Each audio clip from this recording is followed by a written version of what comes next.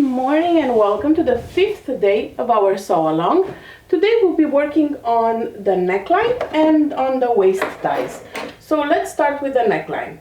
If you are adding the flounce, make sure you create the flounce by piecing it together as per the tutorial and then sewing it to the pattern with the right sides together. Make sure that the flounce stops half an inch away from the raw edge of the front on both sides.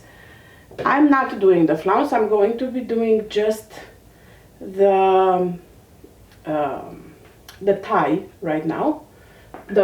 Sorry, not the ties, the neckband. So for that, I'm going to start by finding the back center and mark it with a clip or a pin, center back of the neckline, and then the center back of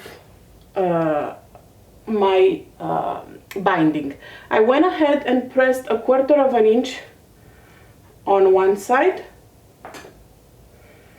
and I'm going to be folding it, finding the center, and with the right sides together I'm going to be pinning it in place on the side that does not have the folded 1/4 inch, and match it to the back like so. So now I'm going to pin one end all the way, make sure that it's not twisted, all the way to the front, while your flounce does not go all the way to the raw edge, your binding will. And then stretch the binding to match the opening and put a few pins in place. And again, it's right sides together. And we'll be sewing this in place with 1/4 inch seam allowance.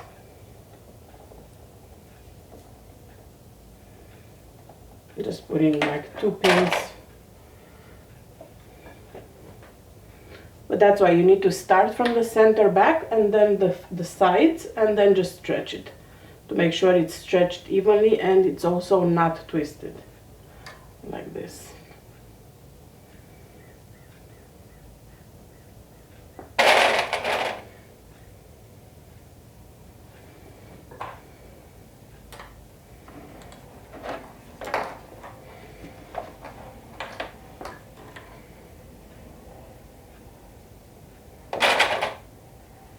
And I do like to sew this step with my serger.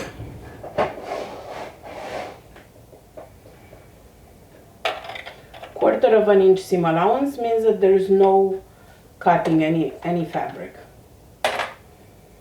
And you'll be stretching the neck binding as you sew, without stretching the front of the bodice.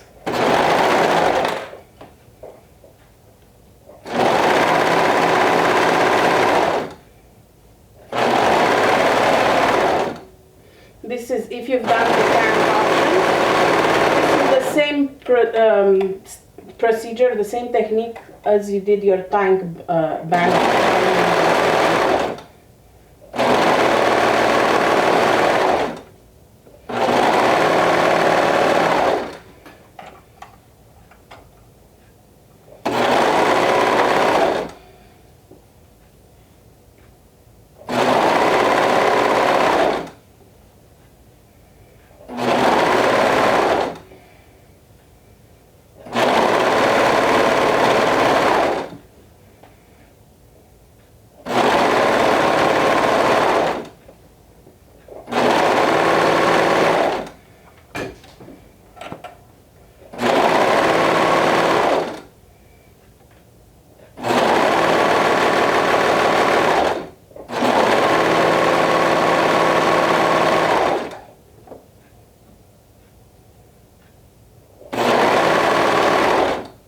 Just want to make sure that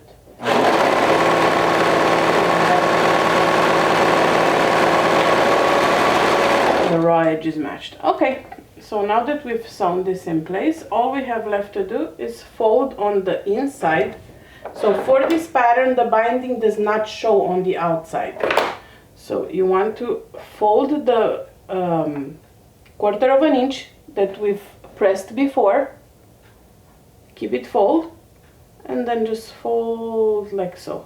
This way on the outside you don't see the binding, or the whole binding is on the inside, but there's also no raw edge. And put a few pins in place. Because we pressed it before, now it's very easy to fold. That's why I highly recommend pressing the 1/4 inch along one side before you start sewing. See how easy it is to fold right now? So I think I'm going to do this next step on my cover stitch.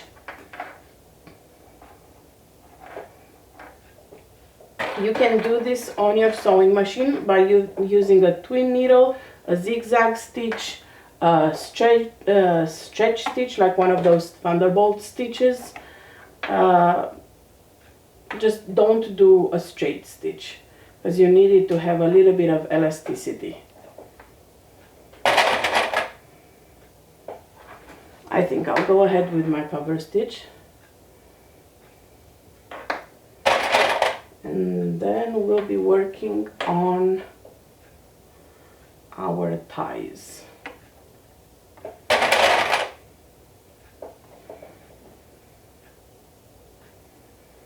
And that's it for today. Another easy day. And we have only one day left to sew. So tomorrow we'll be working on the flounces. If you've skipped the flounces and you've done the knee length or the shirt with no flounce, then tomorrow all you have to do is hem. I will be adding flounces to my dress.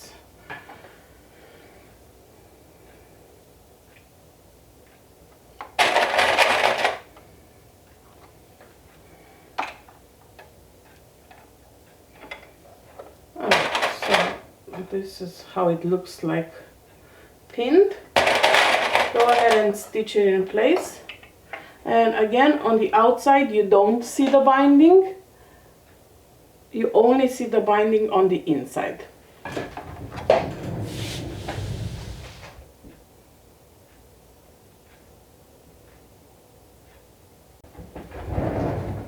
The binding is sewn. I finished sewing it. I also gave it a good press so it lays nice and flat, no wrinkling. So this is how it looks like. So now we're going to be working on the ties. You should have two ties, a long one and a short one.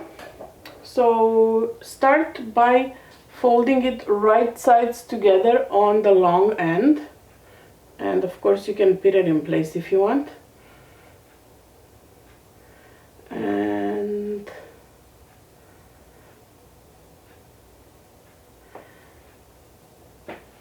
sew the long edge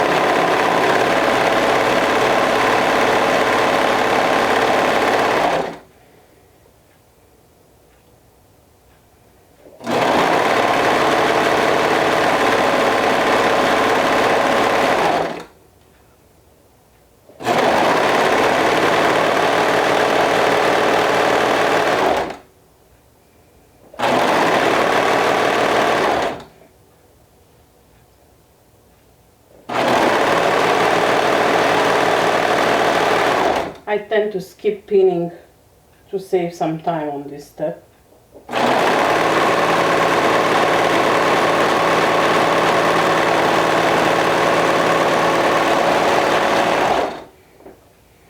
Alright, so now on one of the ends will stay raw and one of the ends need to be closed.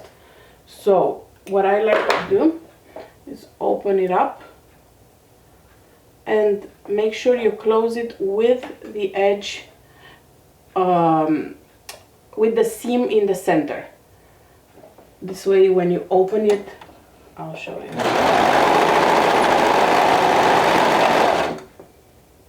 Alright.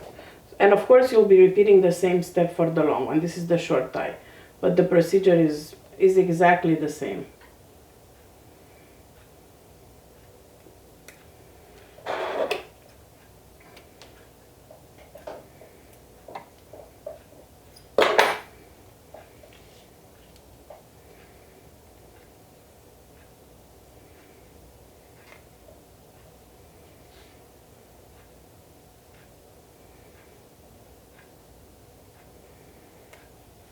Alright, so I use my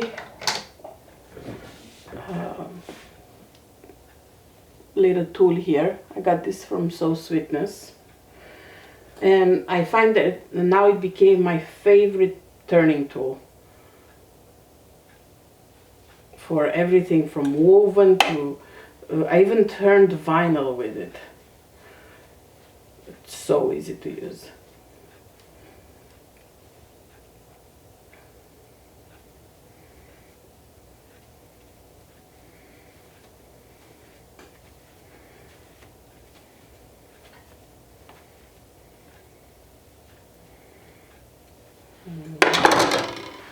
So now take your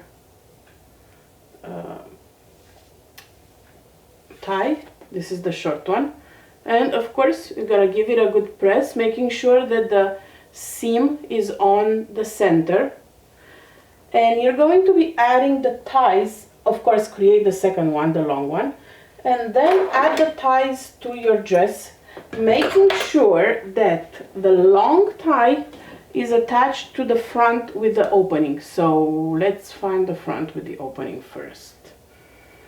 No. Okay, so it's this one.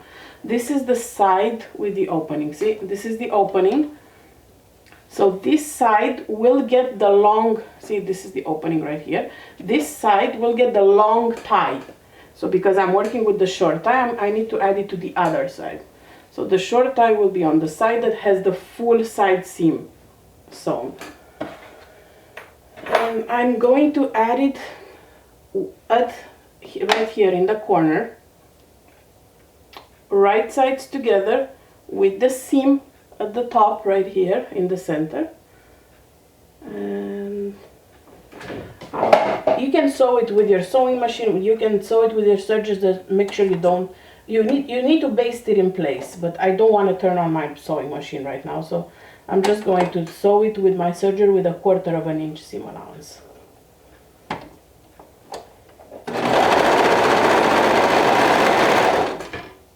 Alright, so now when you turn it, it's like this.